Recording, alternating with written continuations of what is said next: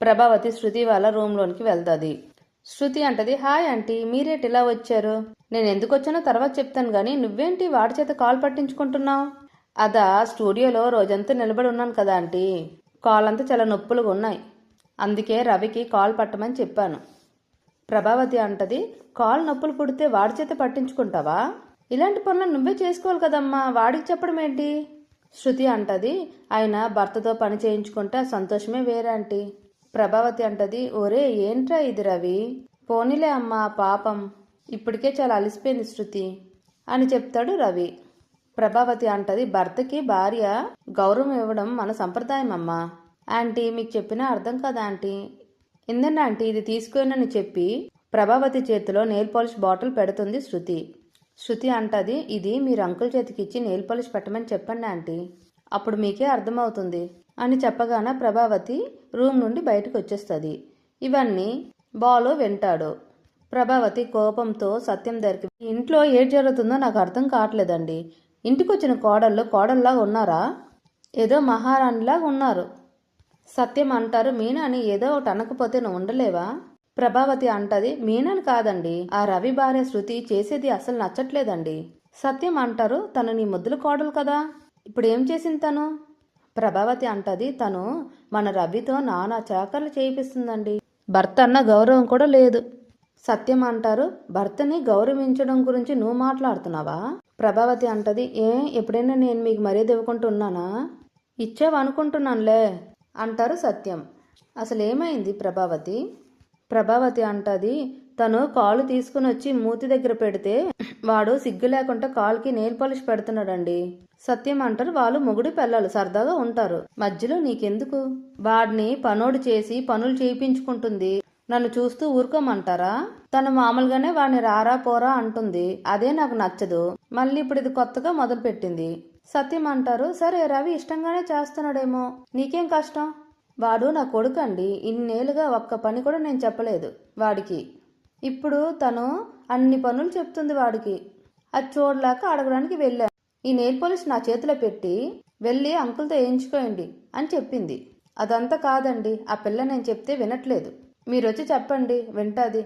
సత్యం అంటారు, నీకు జరిగింది చాలదని నన్ను కూడా 4 మాటలు అనిపించుకోమంటావా వాళ్ళతో? మీరు చెప్తే వింటారండి. అవును, వాళ్ళు ఏం తప్పు చేశారని నన్ను చెప్పమంటావు? ఈ కాలం పిల్లలకి ఇదంతా మామూలే ప్రభావతి, నువ్వెక్కువ ఆలోచించుకో. సత్యం, నాకు కొంచెం బయట పనుందని చెప్పి వెళ్ళిపోతారు. వంటగదిలో ఉన్న మీనాని బాలు పిలుస్తారు. మీనా వస్తుంది. బాలు అంటాడు, దా కూర్చో, నీ కాలు నా కాలు పైన పెట్టు, నెయిల్ పాలిష్ పెడతాను అని చెప్తాడు. అయ్యో వద్దండి, కావాలని టేబుల్ మీద పెడతాను. మీనాకి బాలు నెయిల్ పాలిష్ పెడుతుంటాడు.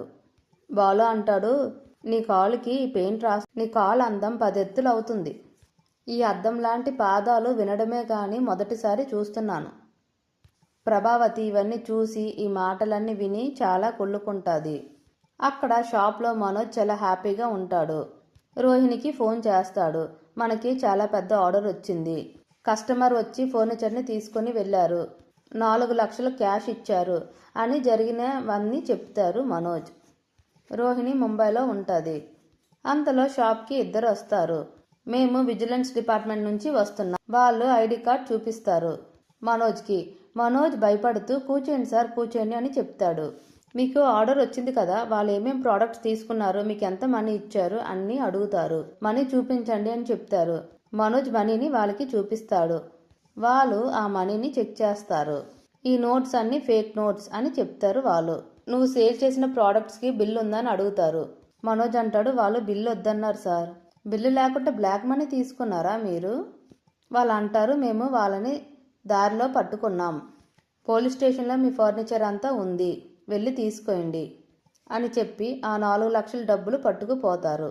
వెంటనే మనోజ్ ఫర్నిచర్ తీసుకొని వచ్చుకోవాలని చెప్పి పోలీస్ స్టేషన్కి వెళ్తాడు. అక్కడ ఎస్ఐ దగ్గరికి వెళ్ళి, సార్ మా ఫర్నిచర్ ఇచ్చేస్తే తీసుకొని వెళ్ళిపోతాను. ఎస్ఐ అంటారు, ఇది ఫర్నిచర్ షాప్ కాదు, ఇది పోలీస్ స్టేషన్, నా ఫర్నిచర్ అంతా ఇక్కడే ఉందంట కదా సార్, దాని గురించి అడుగుతున్నాను, నీ ఫర్నిచర్ ఇక్కడెందుకు ఉంటుందయ్యా? ఎస్ఐకి మనోజ్ జరిగిన స్టోరీ అంతా చెప్తాడు. ఎస్ఐ అంటారు, వాళ్ళనే మేము వెతుకుతున్నాము, నువ్వు ఒక్కసారి కాదు 2 సార్లు మోసపోయావు, ఫర్నిచర్ తీసుకుని వెళ్ళిన వాళ్ళు దొంగలే, డబ్బు తీసుకుని వెళ్ళిన వాళ్ళు దొంగలే. ఎస్ఐ అంటారు, అసలు ఐడి కార్డ్ చూపిస్తే ఎలా నమ్మావు నువ్వు అసలు చదువుకున్నావా నువ్వు? మనోజ్ అంటాడు, 4 డిగ్రీలు చేశాను సార్. ఇలాంటి తెలివితేటలతో 4 డిగ్రీలు చేసావా? నువ్వే ఇలా ఉంటే నీకు డిగ్రీలు ఇచ్చిన కాలేజ్ ఇంకెంత గొప్పవో ఇప్పుడు అర్థమవుతుంది. మనోజ్ అంటాడు, ఫర్నిచరు డబ్బులు 2 పోయినట్టునే సార్. ఎస్ఐ అంటారు, వాళ్ళకి ఫర్నిచర్ సేల్ చేసావు కదా, ఆ బిల్లుందా? మనోజ్ అంటాడు, వద్దన్నారు సార్.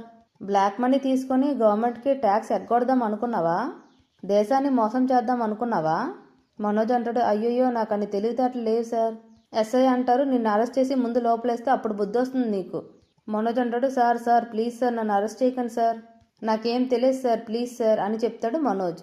సరే ఈసారి వదిలేస్తున్నాను అని చెప్పగా మనోజ్ స్టేషన్ నుంచి బయటకు వచ్చేస్తాడు.